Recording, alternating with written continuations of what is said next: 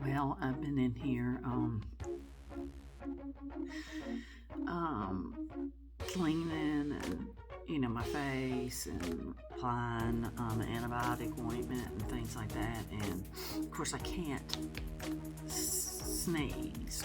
Well, let me rephrase. Well, they don't want you to sneeze. They want you like if you happen to sneeze, they want you to. And this is what they said: open your mouth um, and sneeze naturally. So I'm supposed to go. Does anybody sneeze naturally like that? Because I do not. Just saying. That is weird. But I cannot blow my nose. I've repeated that. I can't blow my nose at all, which is awful. And because there's not only is there snot and things up in there, and I'm still, my nose is still dry, so all that gooey gunk that I have up in there, there's blood, there's scabs, and they cleaned it out when I went. Oh, and today is the actual 5th day, so it's been 5 days exactly from my surgery. Thursday, I had it last Thursday. This is Thursday now, so as you can tell, I feel a lot better after getting the stents out now. Every now and then, I don't feel great, you can't have, and that's the thing too, people don't understand, you cannot be put under general anesthesia 5 times in a year and just recover from that. It takes a year for being put under one time to get all the general anesthesia out of your body and you kind of become normal again. So I have that, I'm still having that weird feeling. Of course, I'm not supposed to lift anything or bend over and things like that. But since I felt better today, because my poor husband, y'all, let's not forget him. He is, he's a victim in this too, bless his heart, and he's waiting to have things done so till I'm better, and it makes me feel bad. He's not trying to make me feel bad, but of course you would feel bad knowing that he's suffering. But it's kind of how we both do. Believe it or not, I am a firm believer in not suffering in silence, but there have been occasions where I have, because my husband needed, he needed to be taken care of, and, like he had to have knee surgery, and he needed to be taken care of, and I did not feel good, and he had to have, I forget, something else done, and I had 2 torn rotator cuffs. Had just gotten out of a almost 5-year torn rotator cuff and frozen shoulder where I couldn't move like this, to turning around and getting a torn rotator cuff here and frozen shoulder. So I was having to, act like I was okay and things like that, and it was all but and that was right before I had cancer. Y'all, we are like walking, whether like bionic man or woman, but he is, I'm telling you, when you've got a good partner, and they care for you like he does me, it is a rarity. It is, and I'm truly blessed. I'm blessed in general, but I am truly blessed. And I can take, believe it or not, I take a lot of, like, I am hurting. I am still hurting pretty damn good.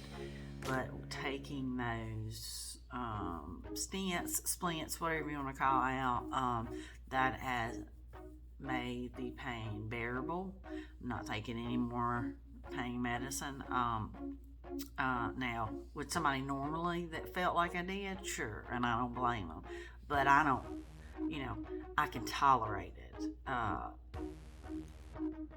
now, but with the stents, I couldn't. I mean, like, I literally couldn't. That's why I was like, tell my husband, I'm like, you know, I don't complain or say something unless it's true. And when I'm telling you that something's wrong, you're either going to have to take me to the emergency room or they're going to have to do something's not right.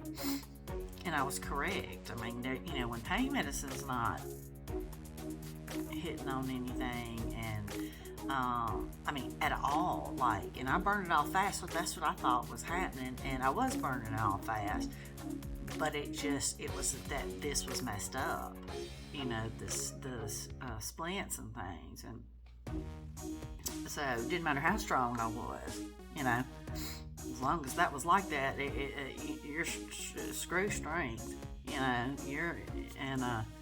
so, but I've been in here and I was laughing because, I can't really see up in my nose and that kind of thing. Well, I got this thing.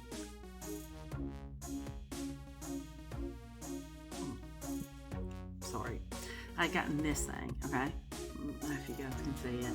I'd gotten this for my son because he has super bad, like awful wax in his ears, and it's hard for him to get out. And of course, I would help him, but now that he's an adult, he doesn't want to be babied. I said, this is not being babied. I would get Daddy to do this for me. You big titty suck. I'm like, I would have Daddy do this for me. It's hard to do it on yourself anyway. Even, and this is like it has all these attachments on it, but you have an app and you can literally see, on your phone as you're going in there, but it's still kind of hard to do it on your own. And it has these little different attachments and stuff, and I thought, I cannot see up my nose, and I got to be real careful, because of all that. You don't want to. I am having to stick Q-tips up in there to try to get some snot out and stuff and make room because I can't breathe. And all I can do is that. So I was like, maybe I can look in there and see, using this. Because I did.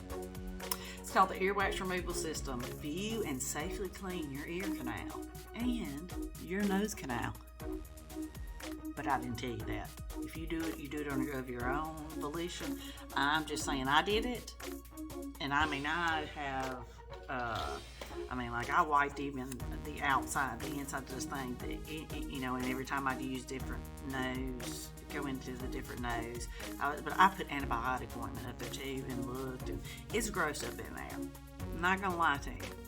It's disgusting, actually. But I was able to see where some stuff was that I could kind of get, that was in the way of my breathing. And then, of course, I have cleaned everything and blah, blah, blah, blah. But that's a good idea. And you can use it for lots of stuff. But use it at your own risk. But I did it. And I just had surgery, so you do it at your own risk. But it's called the Bee Bird. They have different kinds, but you don't have to have the most expensive kind for it to work. And this is this one right here. I got this one. So, it's good. And then I use mine, of course. I have millions for being diabetic, millions of alcohol pads. And too, that's something I hadn't gotten to talk about because I've been hurt so much. It's like now I'm having sinus pressure. It's awful, but I digress. Is my blood sugars and things. I showed some pictures. They have been awful. Awful. They have, especially when the splints were in, they were like running 300-400, and I didn't even care because I was in such pain. At one point I couldn't have told you where any of my PDM or my receiver for my G6 was. I couldn't have told you Ben had that because I was in such pain. And I think lots of times, I know I put the videos on, but lots of times I was just, it sounds like I'm drugged up, but I was in such pain that talking hurt, I couldn't think right. that kind of thing. So, but yeah, my blood sugars. Oh, I did also find out through the anesthesiologist, who loved me, by the way.